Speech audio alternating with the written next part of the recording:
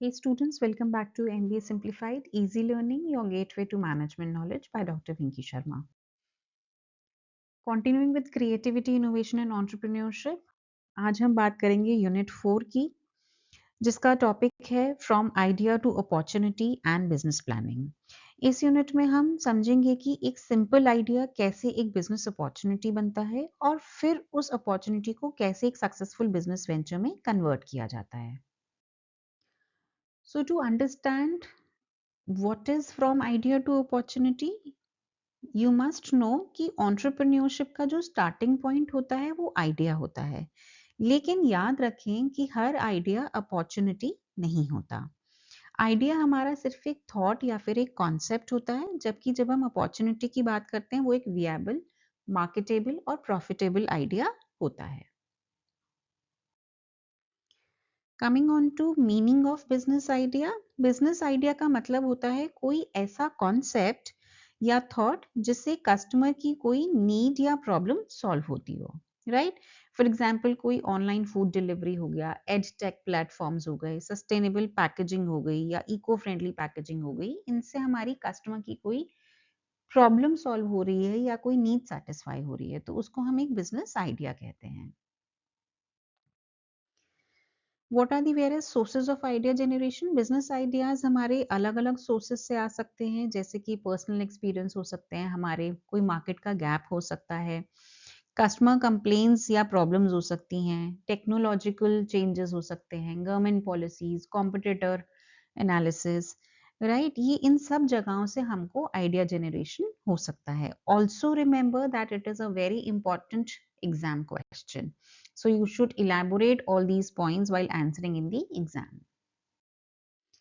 What are the various methods of idea generation? Idea generation करने के लिए कुछ common methods use किए जाते हैं, जैसे कि brainstorming, brain writing, mind mapping, scamper technique, SWOT analysis and design thinking. Right? ये सारी techniques हमारी creativity को boost करती हैं।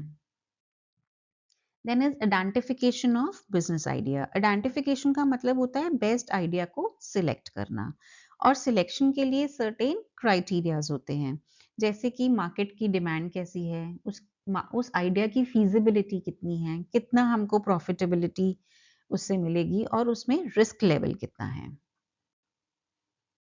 Next is classification of business idea. Business idea को हम क्लासिफाई करते हैं डिफरेंट पैटर्न से, जैसे कि प्रोडक्ट बेस्ड बिजनेस हो सकता है, सर्विस बेस्ड बिजनेस हो सकता है, process based, incremental ideas and innovative और disruptive ideas.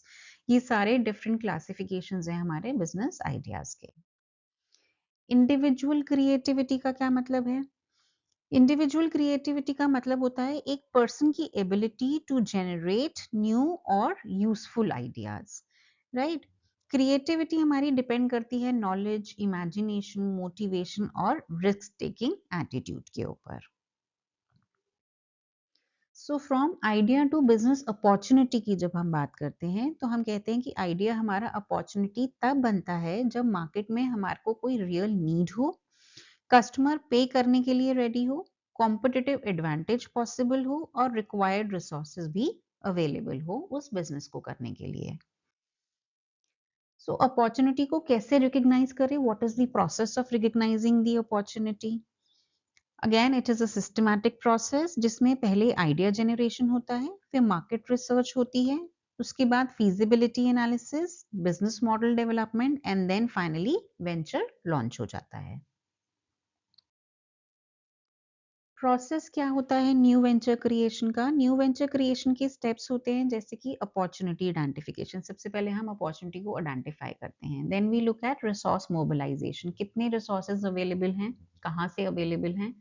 Then we do the entire business planning, फिर हम अपने वेंचर को लॉन्च करते हैं और फाइनली उसकी ग्रोथ को मैनेज करते हैं, जिसके अंदर हम अपना बिजनेस लाइफ साइकिल को मैनेज करके चलते हैं। Then are challenges in new venture creation. New entrepreneurs को काफी चैलेंजेस फेस करने पड़ते हैं, जैसे कि फाइनेंशियल प्रॉब्लम हो गया, market uncertainty, competition, legal issues और मैन पावर प्रॉब्लम्स। ये सारे चैलेंजेस हैं जो हमारे न्यू वेंचर क्रिएशन के अंदर आते हैं। Next is meaning of business plan. This is the second part of our unit. Business plan का मतलब होता है कोई भी एक रिटन डॉक्यूमेंट जो बिजनेस के ऑब्जेक्टिव्स, स्ट्रैटेजीज, मार्केट की एनालिसिस और फाइनेंशियल प्रोजेक्शंस को एक्सप्लेन करता हो। Next we have importance of business planning.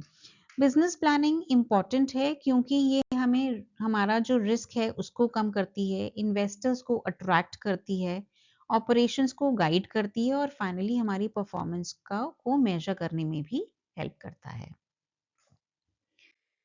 Then what is a business planning process? Business planning के जो स्टेप्स होते हैं उसके अंदर आता है हमारा आइडिया फॉर्मुलेशन, फिर हम मार्केट की प्रॉपर रिसर्च करते हैं, उस आइडिया की फीजिबिलिटी का एनालिसिस करते हैं, अपना बिजनेस प्लान प्रिपेयर करते हैं और फाइनली उस प्लान को हम इम्प्लीमेंट करते हैं।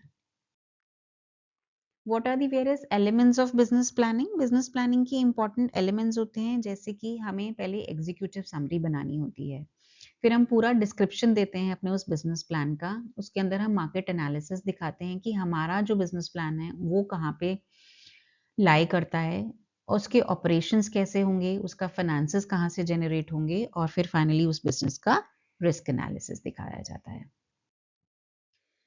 How do we prepare a project plan? So project plan के अंदर जो जो हमारे कंपोनेंट्स इंक्लूड होते हैं उसके अंदर आता है हमारा objective of the business, timeline, कितने टाइम पीरियड में हम उस बिजनेस को लॉन्च कर लेंगे और फिर कितने टाइम में हम हमारा वो ग्रोथ आ जाएगा, फिर रिसोर्स रिक्वायरमेंट, कौन कौन से रिसोर्सेज की जरूरत होगी, cost estimation and various risk factors. ये भी हमें बहुत क्लियरली मेंशन करने होते हैं अपने प्रोजेक्ट प्लान में।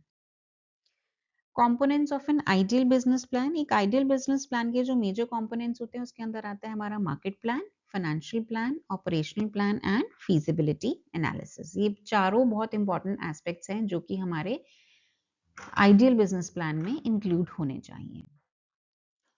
Next is market plan. Market plan बताता है कि हमारे टारगेट कस्टमर्स कौन हैं, मार्केट साइज क्या है, प्राइसिंग स्ट्रैटेजी क्या होगी और प्रमोशन उसका कैसे होगा। ये सारी चीजें हमारा मार्केट प्लान कवर करता है।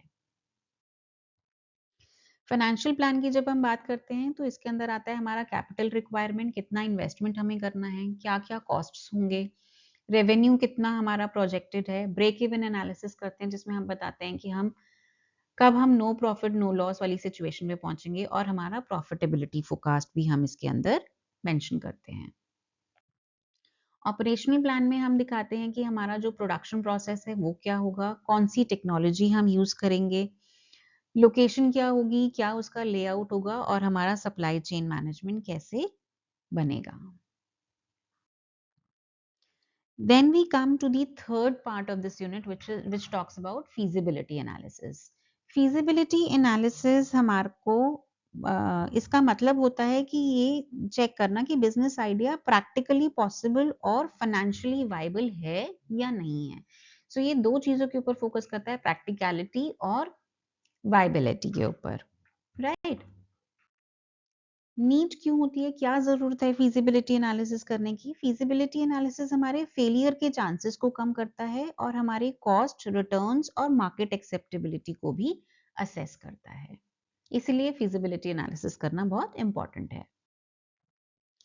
इसी के साथ साथ इकोनॉमिक फीजिबिलिटी की जब हम बात करते हैं तो इसके अंदर हम कॉस्ट बेनिफिट एनालिसिस करते हैं और ये देखते हैं कि बिजनेस इकोनॉमिकली सस्टेनेबल है या नहीं है। इसका cost benefit analysis, profit potentiality और इकोनॉमिक सस्टेनेबिलिटी को चेक करना। Then we have financial feasibility. Financial feasibility हमारी फोकस करती है कैपिटल अवेलेबिलिटी के ऊपर, कैश फ्लो और रिटर्न ऑन इन्वेस्टमेंट के ऊपर। कितना कैपिटल हमारे पास ऑलरेडी अवेलेबल है, हमारे पास कितना कैश फ्लो है और हमारा जो इन्वेस्टमेंट हम करेंगे उस पर रिटर्न हमें कितना मिलेगा। Next we have market feasibility. Market feasibility में हम मार्केट साइज, कस्टमर की डिमांड, कंपटीशन और प्राइसिंग फिजिबिलिटी को एनालाइज करते हैं।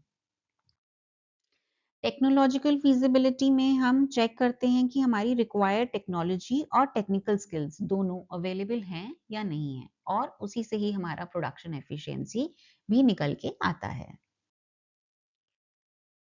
Next is business model, another part of this unit. Business model हमको एक्सप्लेन करता है कि हमारा वैल्यू क्रिएशन कितना होगा, कितनी ये हमको वैल्यू डिलीवर करेगा और हमें कितना वैल्यू कैप्चर करना है। तो बिजनेस मॉडल बताता है कि बिजनेस वैल्यू कैसे क्रिएट होगी, डिलीवर और कैसे कैप्चर होगी। ये 3 चीजें हमारे बिजनेस मॉडल में आती हैं। क्या-क्या कंपोनेंट्स हैं बिजनेस मॉडल के? इसके जो कंपोनेंट्स होते हैं उसमें आता है हमारा value proposition, customer segments, revenue streams, cost structure और की एक्टिविटीज़। ये सारे हम कंपोनेंट्स हमारे मिलके बिजनेस मॉडल को डिफाइन करते हैं। Launching of a new venture, जब भी हम वेंचर को लॉन्च करते हैं तो उसमें मेन जो होता है वो होता है लीगल फॉर्मेलिटीज़। फंड्स के अरेंजमेंट करना, मार्केट में एंट्री करना और ऑपरेशन स्टार्ट करना भी इसके अंदर शामिल होता है और इन्हीं के साथ हम अपना वेंचर को लॉन्च करते हैं। Talking about growth of new venture, growth के लिए business market expansion, product diversification, strategic alliances और इनोवेशन को हम यूज करते हैं। Next is sustainability of business. Sustainability का मतलब होता है long term survival, financial stability और सोशल एनवायरमेंटल रिस्पॉन्सिबिलिटी। हमारा कोई भी वेंचर जो हमने स्टार्ट किया है उसका सर्वाइवल लॉन्ग टर्म के लिए होना चाहिए। हमारे फाइनेंसेस हमारे को स्टेबली अवेलेबल होने चाहिए और हम इसी के साथ साथ सोशल और एनवायरमेंटल रिस्पॉन्सिबिलिटी को भी फोकस में रखेंगे। What are the challenges in growth and sustainability? Major जो challenges आते हैं ग्रोथ के टाइम पे बिजनेस को के अंदर वो आता है स्केलिंग इश्यूज, कैश फ्लो की प्रॉब्लम्स आती हैं, कंपटीशन और चेंजिंग कस्टमर नीड्स का भी हमें सामना करना पड़ता है। ये हमारे मेजर चैलेंजेस हैं specifically for growth and sustainability of any venture. Case study के तौर में हम एक एग्जाम्पल देख लेते हैं कि कैसे एक स्टार्टअप आइडिया से अपॉर्चुनिटी तक जाता है। तो यहाँ पे हमारी जो एप्लीकेशंस हैं उसमें आता है अपॉर्चुनिटी को रिकग्नाइज करना, बिजनेस प्लान बनाना और फिर फाइनली फीजिबिलिटी एनालिसिस करना। तो बिजनेस प्लान जब हम बनाते हैं और मार्केट में हम उसको सक्सेसफुली लॉन्च करते हैं तो हमारा जो स्टार्टअप है वो हमारा आइडिया से सक्सेसफुल बिजनेस में कन्वर्ट हो जाता है। क्विकली समराइज कर लेते हैं कि इस यूनिट में हमने पढ़ा that what are those ideas that lead to opportunities. Business planning करने से हमारी रिस्क रिड्यूस होते हैं, फीजिबिलिटी एनालिसिस बहुत क्रिटिकल है और ग्रोथ को चाहिए कि हम स्ट्रैटेजी और इनोवेशन के ऊपर हमेशा फोकस बनाए रखें। MBA Simplified, where management is made easy. Do not forget to subscribe for unit-wise lectures and exam guidance. Thank you so much for watching and all the best for your exam.